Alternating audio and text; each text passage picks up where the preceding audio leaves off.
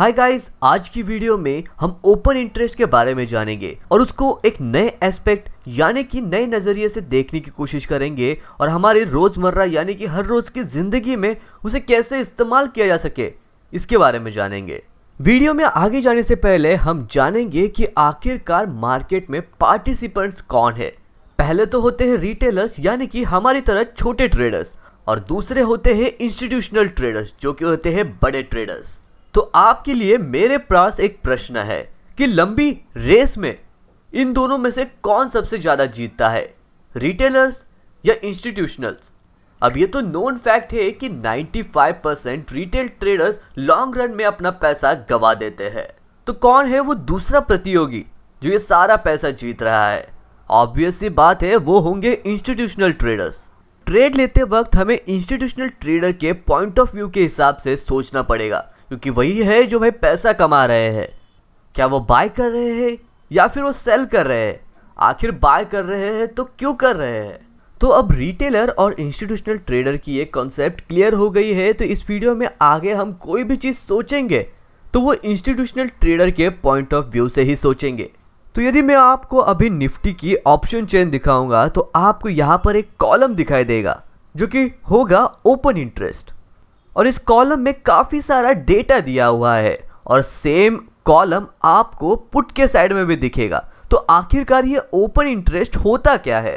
तो यदि मैं आपको एक एग्जांपल दूं तो आपको यहाँ पर एक नंबर दिख रहा होगा जो कि है 1,44,000। तो आखिरकार ये नंबर क्या रिप्रेजेंट करता है? ये नंबर ये चीज़ रिप्रेजेंट करता है कि उस स्ट्राइक प्राइस पर इस पॉइंट पर 1.4 लाख लॉट लॉन्ग और शॉर्ट ओपन पोजीशन पर है जो कि अभी तक क्लोज नहीं किए गए हैं। तो अब हम इसी चीज को इंस्टीट्यूशन के पॉइंट ऑफ व्यू से देखेंगे। ऐसा समझते हैं कि वो 1.4 लाख कॉन्ट्रैक्ट या लॉट्स जो कि वहां पर सेल किए गए हैं वो इंस्टीट्यूशन द्वारा सेल किए गए हैं। मेजॉरिटीली इंस्टीट्यूशन सेल ही करते हैं, बाय बहुत कम ही करते हैं। तो ऐसा समझते हैं कि इंस्टीट्यूशन ने वो 1.4 लाख लॉट 18,000 सी स्ट्राइक प्राइस पर सेल किए हैं। तो यदि हम सोचें कि आखिरकार उन्होंने सेल क्यों किए हैं तो हमें पता चलेगा कि वो ऐसा अज्यूम कर रहे हैं कि मार्केट 18,000 सी के ऊपर नहीं जाने वाला। और आपको तो पता है कि इंस्टीट्यूशनल ट्रेडर के पास काफ़ी बड़ा फंड होता है। तो यदि वो 18,000 की कॉल्स 40 रुपीज़ में सेल कर रहे हैं तो यदि मार्केट 18,200 पे एक्सपायर हो जाता है तो वो 160 रुपीज़ लॉस में रहेंगे जो कि वो नहीं चाहेंगे। तो यही चीज़ यदि हम इंस्टीट्यूशनल ट्रेडर के पॉइंट ऑफ व्यू से देखेंगे कि आखिरकार वो इतने सारे कॉल्स क्यों सेल कर रहे हैं तो हमें समझ में आएगा कि मार्केट अभी बेयरिश है। तो अब आप मुझे क्वेश्चन पूछ सकते हैं कि आखिरकार इंस्टीट्यूशनल बायर क्यों नहीं हो सकते? तो आपको एक पॉइंट ध्यान में रखना होगा कि इंस्टीट्यूशनल ट्रेडर यहाँ पे गैम्बल करने नहीं आए हैं। वो चाहते हैं कि उनका रिस्क लिमिटेड रहे और उनका प्रॉफिट भी लिमिटेड रहे। लेकिन वही दूसरी ओर इंस्टीट्यूशनल ट्रेडर इसे बाय भी कर सकते हैं, लेकिन सिर्फ एक ही चीज़ के लिए, वो है हेजिंग के लिए। और वो हेज तभी करेंगे जब वो फ्यूचर्स पे शॉर्ट रहेंगे।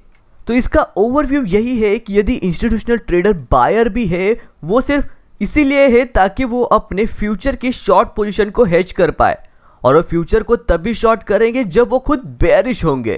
तो अब आप किसी भी एंगल से देखो, चाहे इंस्टीट्यूशनल ट्रेडर सेलर है या फिर बायर, लेकिन मार्केट बेयरिश ही है।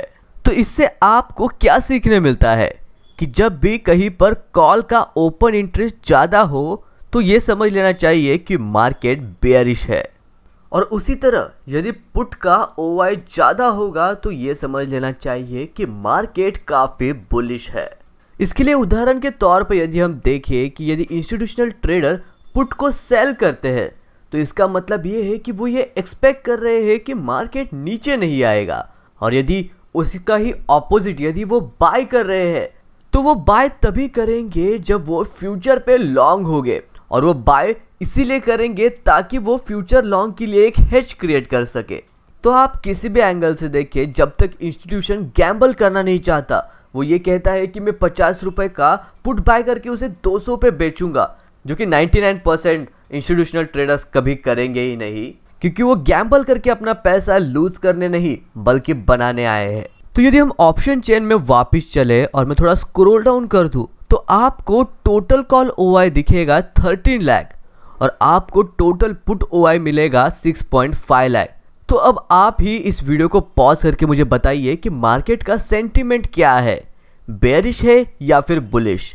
तो ऑब्वियस सी बात है कि मार्केट का सेंटीमेंट बेयरिश है, क्योंकि यहाँ पर पुट के मुकाबले डबल कॉल ओआई है।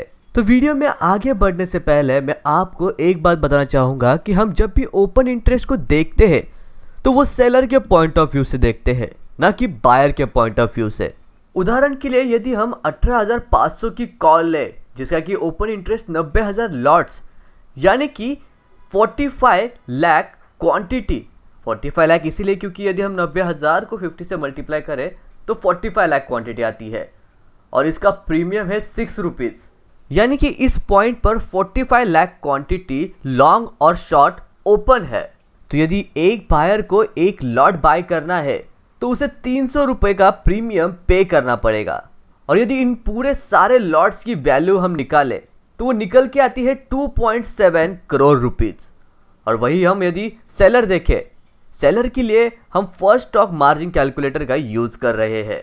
तो आप देख सकते हैं कि सेलर को एक लॉट सेल करने के लिए 75,000 रुपीज की जरूरत पड़ती है।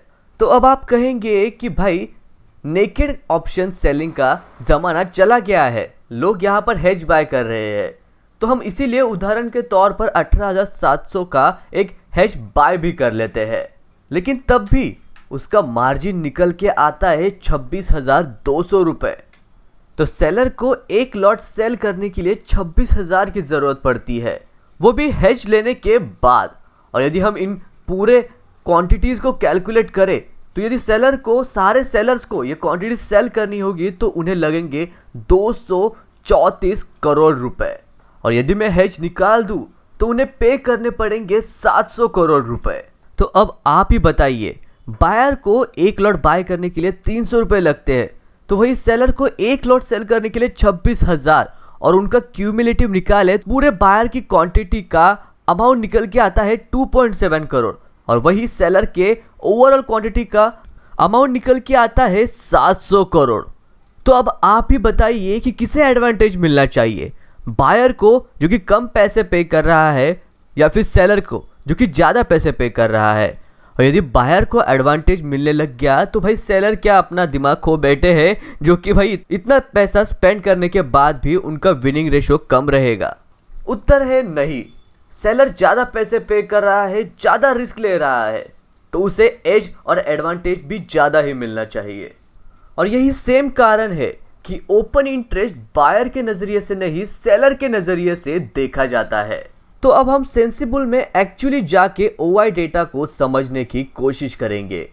इंटरडे ओआई चेंज यानी कि एक दिन का ओआई चेंज, यानी कि कल से लेके आज तक ओआई डेटा में कितना या कहां पर चेंज हुआ है।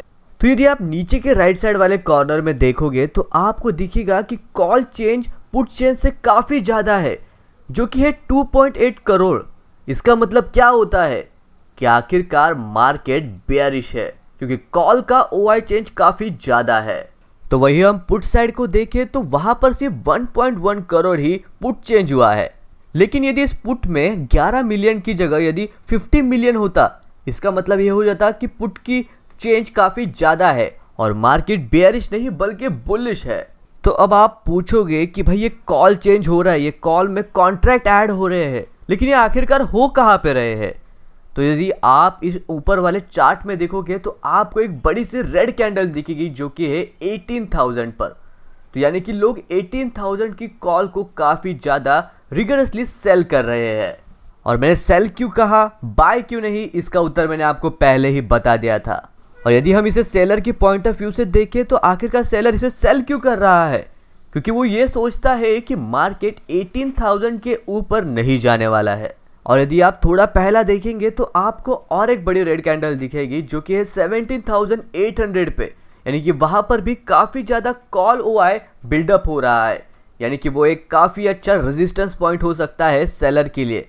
तो चलो ये तो बात हुई एक दिन की, लेकिन क्या बात करें यदि हम ओवरऑल ओपन इंटरेस्ट की। तो यदि हम नीचे स्क्रॉल डाउन करें तो आप देख सकते हैं कि टोटल नंबर ऑफ कॉल्स और टोटल नंबर ऑफ पुट्स में कितना ज्यादा डिफरेंस है। 64 millions in call and 30 millions in put. तो अब ये देख के आप ही बताइए कि मार्केट का सेंटिमेंट क्या है। Obviously bearish. मैं आपको और एक बात बताना चाहूँगा, यदि आप 18,100 पे देखेंगे तो यहाँ पर हमें कुछ पुट की अनवाइंडिंग दिख रही है। तो अब आप ही सोचिए कि आप अपने पुट ऑप्शन को क्यों अनवाइंड करेंगे यदि आप सेलर हो तो। लोग 18,100 और 18,200 की पुट को इसलिए अनवाइंड कर रहे हैं क्योंकि वो ऐसा सोचते हैं या सेलर ऐसा सोचता है कि मार्केट उस पॉइंट के ऊपर एंड नहीं होगा, क्योंकि यदि जब तक मार्केट उस पॉइंट के ऊपर एंड नहीं होता तब तक सेलर प्रॉफिट नहीं बना पाएगा। तो ऐसे में वो अपने लॉस को मिनिमम रख के पोजीशन को क्लोज करने की ही कोशिश करेगा। तो अब हम इस वीडियो का ओवरव्यू लेने की कोशिश करेंगे। पहले तो ये बात कि ये वीडियो बेसिक है, यानी कि ये बेसिक पार्ट हम लोग ने इस वीडियो में कवर किया है। आने वाले पार्ट्स में हम इसका कॉम्प्लिकेटेड वर्जन या ऐसा कहे कि पार्ट 2 कवर करने की कोशिश करेंगे। तो पहली चीज़ हमने जो डिस्कस की थी वो थी मार्केट के पार्टिसिपेंट, जो कि होते हैं रिटेलर्स एंड इंस्टीट्यूशनल्स। दूसरा पॉइंट हमने कवर किया कि आखिरकार OI ह्यूज OI बिल्डअप मतलब क्या होता है। यदि call side huge OI buildup हो रहा है तब मार्केट का सेंटिमेंट बेयरिश है, और यदि पुट साइड OI बिल्डअप हो रहा है इसका मतलब ये है कि मार्केट का सेंटिमेंट बुलिश है। और तीसरा पॉइंट ये था कि आखिरकार हम सेलर के पॉइंट ऑफ व्यू से या पर्सपेक्टिव से क्यों देखते हैं मार्केट को, क्योंकि मार्जिन मनी लगने वाला जो कि हम लोगों ने एक एग्जांपल में देखा था वो था बायर के लिए सिर्फ 2 करोड़ और सेलर के लिए था 200 करोड़। और हमें ये बात अच्छी खासी पता है कि भाई जो बड़ा पैसा होता है वो इंस्टीट्यूशंस का होता है और वो अपना पैसा कभी गंवाना नहीं चाहेंगे। तो इसीलिए हम हमेशा सेलर के पॉइंट ऑफ व्यू से देखते हैं। और लास्ट में हमने देखा कि कैसे हम सेंसिबल पे इस OI डेटा को रीड कर सकते हैं।